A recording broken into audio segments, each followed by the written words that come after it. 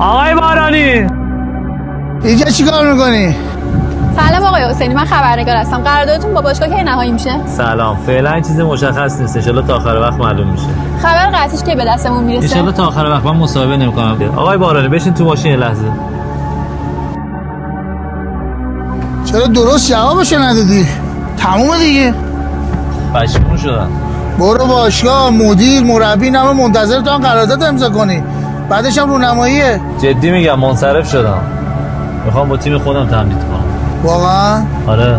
میخوای بازارگرمی کنی یا پیشنهاد بهتری بهت دادم؟ کلا نه اتفاقا با همون قرارداد پارسال نهایتاً 10-15% بیشتر طبق عرف. بچه گول میزنی؟ تو خودت بوم نقل و انتقالاتی، بعد میخوای بری با قیمت همون قرارداد پارسال بازی کنی؟ میخوای قرارداد واسط بفرستم ببینی؟ حتی سرت به جای خورده. یارو 7-8 تا بیشتر بازی واسه تیمش نکرده، بقیه‌اش هم یا محروم بوده یا مصدوم. 40 میلیارد گرفته، حتی با قیمت پارسال میخوای بری بازی کنی؟ کی از پول بعدش میاد آقای بارانی؟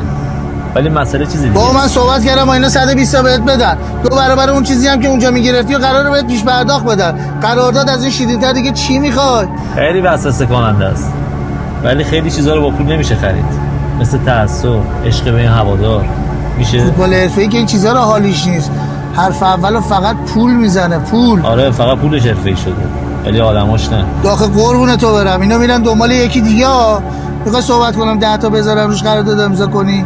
بهش میارزه؟ چی؟ بهش میارزه که خودمو بخوام از چشم هواداری بندازم که تو سرما و گرما اومد استادیوم منو تشویق کرد؟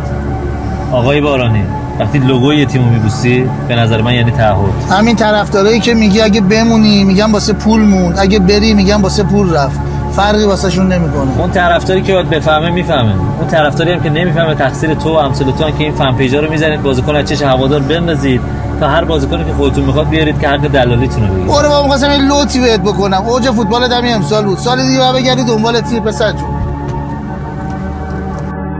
در ضمن همین طرفداری که سنگشو به سینه میزنی فردا یادش میره تو کی بودی. آقای بارانی زمین بازی تو عوض کن. من این طرفدار رو با هیچی عوض نمی‌کنم. تو لیاقتت همون 40 تاست.